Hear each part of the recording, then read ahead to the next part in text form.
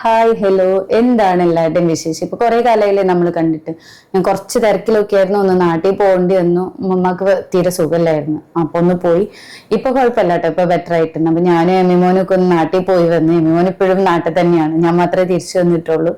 തിരിച്ചു വന്നപ്പോഴാണ് സർപ്രൈസ് ആയിട്ട്, എനിക്ക് തന്നെ സർപ്രൈസ് ആയിട്ട് ഒരു ഹാപ്പി ന്യൂസ് ഉണ്ടായത്. അപ്പൊ അത് നടക്കാനുള്ള ഒരു യാത്രയിലാണ്. ഞാനിപ്പോ കാണുമ്പോൾ തന്നെ മനസ്സിലാവുള്ളത് റെഗുലർ ആയിട്ടുള്ള ഒരു ബാക്ക്ഗ്രൗണ്ട് അല്ല. ഞാനിപ്പോ ഇവിടെ ചെന്നൈയിലാണ് ഉള്ളത്. ഞാനൊരു ഇന്റർനാഷണൽ ട്രിപ്പ് പോവാൻ നിൽക്കാണ്. ഇതാദ്യമായിട്ടാണ് ഒട്ടും പ്ലാൻ ചെയ്യാതെ, ഒരു പ്രിപ്പറേഷൻ ഇല്ലാതെ ഞാൻ പോകുന്നത്. എന്നാല് കുറെ ആഗ്രഹിച്ചിട്ടുണ്ടായിരുന്നു, പക്ഷെ വിസ കിട്ടാത്തതുകൊണ്ട് കുറെ ലേറ്റ് ആയി. അപ്പൊ ഞാൻ നാട്ടിൽ തിരിച്ചെത്തിയത് തിങ്കളാഴ്ചയാണ്. നാട്ടിൽ മീൻസ് പോണ്ടിച്ചേരി തിരിച്ചെത്തിയത് തിങ്കളാഴ്ചയാണ്. ഞാൻ ജോയിൻ ചെയ്ത് സൈനൊക്കെ ചെയ്ത് എടുത്ത ലീവ് എമർജൻസി ആയി പോയതുകൊണ്ട് ലീവ് ഒന്നും എടുത്തിട്ടുണ്ടായില്ല. അപ്പൊ ലീവൊക്കെ സബ്മിറ്റ് ചെയ്ത് കുറച്ച് കഴിയുമ്പോഴാണ് എനിക്കിങ്ങനെ വിസ അടിച്ചത്. ഇങ്ങനെ എനിക്ക് വാട്സപ്പിൽ മെസ്സേജ് ആയിരുന്നു. അപ്പൊ ഞാൻ ഭയങ്കര സന്തോഷമായി. പിന്നെ പെട്ടെന്ന് തന്നെ അടുത്ത ടിക്കറ്റ് ബുക്ക് ചെയ്യലായി. ചൊവ്വാഴ്ച രാവിലെ തന്നെ ഞങ്ങൾ തിരിച്ചു, കാരണം പാസ്പോർട്ട് ചെന്നൈ ഏജൻസിയിലായിരുന്നു, അത് വാങ്ങണം. അപ്പൊ ചൊവ്വാഴ്ച അതിരാവിലെ 5:30 ഞാൻ ട്രെയിൻ കയറി വന്നു. എന്നിട്ട് ഇവിടുന്ന് അതൊക്കെ കളക്ട് ചെയ്തു. പിന്നെ കുറച്ച് ഡ്രസ്സുകളും കാര്യങ്ങളൊക്കെ വാങ്ങാണ്ടായി. അത് വാങ്ങിയിട്ട് ഞാൻ ചെന്നൈ തന്നെ നിന്നു കേട്ടോ.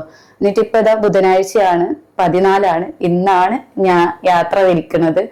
ആദ്യമായിട്ടാണ് ഒരു ഇന്റർനാഷണൽ ട്രിപ്പ് ഒരു പ്ലാനും ഇല്ലാതെ, ഒരു പ്രിപ്പറേഷനും ഇല്ലാതെ ഞാൻ പോകുന്നത്. ഒക്കെ ശാലു കേട്ടോ റെഡിയാക്കി തന്നത്. കാരണം പിന്നെ എനിക്കൊരു മൈൻഡ് ഇല്ലാത്തതുകൊണ്ട് ടിക്കറ്റ് ബുക്ക് ചെയ്യാനോ ഒന്നിനും ഒരു പ്ലാൻ ഉണ്ടായിരുന്നില്ല.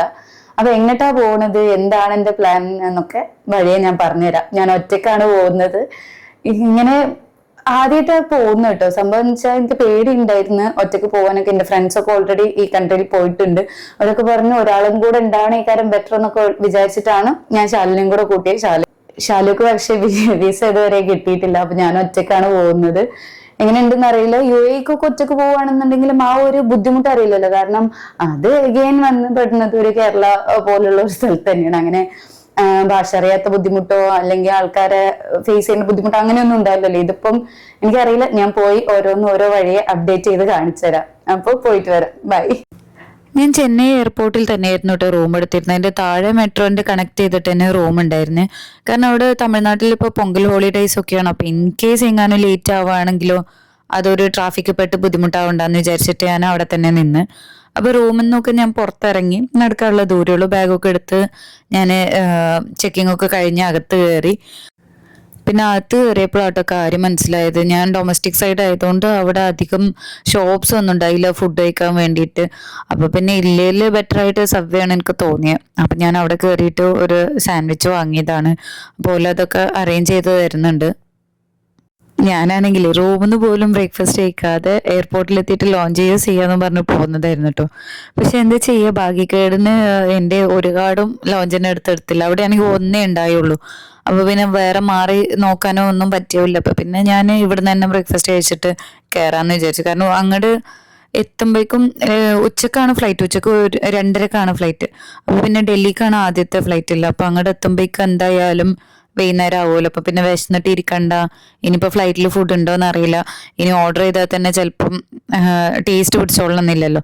അതുകൊണ്ട് ഞാൻ വാങ്ങിയിട്ട് പിന്നെ ഭക്ഷണമൊക്കെ കഴിച്ചിട്ട് കുറച്ച് വന്ന് വെയിറ്റ് ചെയ്തിരുന്നു. അത് കഴിഞ്ഞാൽ പിന്നെ എനിക്ക് കുറേ സ്ലൈഡൊക്കെ പ്രിപ്പയർ ചെയ്യാണ്ടായിരുന്നു.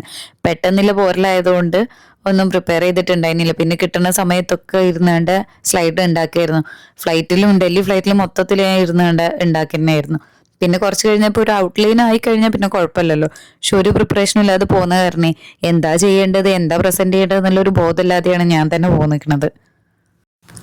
പിന്നെ പെട്ടെന്നുള്ളൊരു പോക്ക് കാരണം എനിക്ക് ലാബൊക്കെ ഉള്ളതും മുഴുവനായിട്ടൊന്നും പ്ലാൻ ചെയ്യാനൊന്നും പറ്റിയിട്ടില്ല. അപ്പോൾ 1-2 കാര്യങ്ങളൊക്കെ അതും ചെയ്യാണ്ടായിരുന്നു. പോയി കഴിഞ്ഞാൽ പിന്നെ അതിനൊക്കെ സമയം കിട്ടുമെന്ന് അറിയില്ലല്ലോ. അപ്പം ഞാൻ എല്ലാം കൂടെ ചെയ്തു. പിന്നെ ടേക്ക് ഓഫിന്റെ സമയത്ത് ലാപ്ടോപ്പ് യൂസ് ചെയ്യാനും പിന്നെ ഫ്രണ്ട് ടേബിൾ യൂസ് ചെയ്യാനൊന്നും പറ്റാത്തതുകൊണ്ട് ഞാൻ ലാപ്പ് തൽക്കാലം മടിയിൽ വെച്ചിരുന്ന് പിന്നെ ഒന്ന് ടേക്ക് ഓഫ് ആയിട്ട് ബാക്കി പണി തുടങ്ങാന്ന് വിചാരിച്ചു. കാരണം ഒന്നും ചെയ്തിട്ടുണ്ടായില്ല. പിന്നെ കുറച്ച് കഴിഞ്ഞപ്പോഴേക്കും ലഞ്ച് വന്നിട്ടോ. എൻ്റെ സീറ്റിന്റെ അവിടുത്തെ എത്തിയപ്പോഴേക്കും നോൺ വെജ് കഴിഞ്ഞിട്ടുണ്ട്. പിന്നെ വെജാ കിട്ടിയത്. പക്ഷെ ഏതായാലും നല്ലതായിരുന്നു കേട്ടോ. നല്ല വിശപ്പുണ്ടായിരുന്നു. അതുകൊണ്ട് ശരിക്കും ഫുള്ള് പെട്ടെന്ന് തന്നെ തിന്ന് തീർത്ത് കഴിഞ്ഞാൽ വീണ്ടും ഞാൻ എൻ്റെ പണിക്കൊക്കെ നിന്നു. അപ്പോഴാണ് ഡൽഹിയിൽ എത്തിയത്. കുറച്ച് അധികം നേരമല്ലല്ലോ, 2-2.5 മണിക്കൂറിൽ ഡൽഹിയിൽ ലാൻഡ് ചെയ്തു. പിന്നെ ശരിക്കും ഇവിടെ ഒരു 3 മണിക്കൂറൊക്കെ ലേ ഓവർ ഉണ്ടായിരുന്നു.